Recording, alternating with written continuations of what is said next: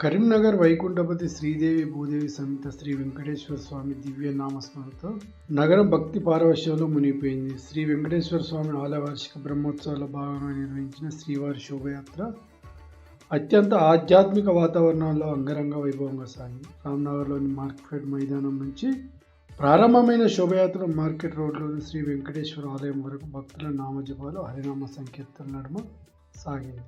9 రథాలపై విద్యుత్ దీపాల కాంతుల్లో కొలువుదీరిన శ్రీనివాసుడు భక్తుల అపూర్వ దర్శన భాగ్యాన్ని ప్రసాదించారు. గరుడ వాహనంపై శ్రీదేవి భూదేవి సమేతంగా సర్వాలంకరణ భూషితుడైన శ్రీనివాసుడు నగర వీధుల్లో దర్శనమిచ్చి భక్తుల హృదయాలను దోచుకున్నారు. శేషచంద్ర, సూర్య, కల్పవృక్ష, గజసింహ, అశ్వ, హనుమద్ వాహనాల ప్రతీకలతో శ్రీవారి వాహన సేవలు భక్తి రసాన్ని మరింత పెంచాయి. డప్పు కళాకారుల మ్రోగింపులు, కేరళ సంప్రదాయ కళారూపాలు, గుస్సాడి నృత్యాలు, కోలాటాలు, ఒగ్గుడోలు నృత్యాలు, పంచవాయిద్యాలు, హరిదాసుల నామ సంకీర్తనతో శోభయాత్ర ప్రత్యేకంగా ఆకర్షణగా నిలిచాయి.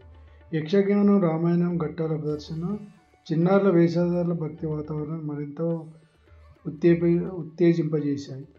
సుడా చైర్మన్ కోమటిరెడ్డి నరేందర్ రెడ్డి, జిల్లా గ్రంథాలయ సంస్థ సప్త మల్లేశం, ఆలయ ఈవో కందుల సుధాకర్, ధర్మకర్తలు శ్రీవారికి ఆరతి ఇచ్చి శోభయాత్రను ప్రారంభించగా ఆలయ ధర్మకర్తలు భక్తులు పెద్ద సంఖ్యలో పాల్గొన్నారు. కరీంనగర్ రామ్నగర్ మార్కెట్ ఫ్రంట్ నుంచి తెలంగాణ చౌక్, బస్టాండ్, 1 టౌన్ మీద సాగిన శోభయాత్ర చివరికి శ్రీ వెంకటేశ్వర ఆలయాన్ని చేరుకొని ఘనంగా ముగిసింది.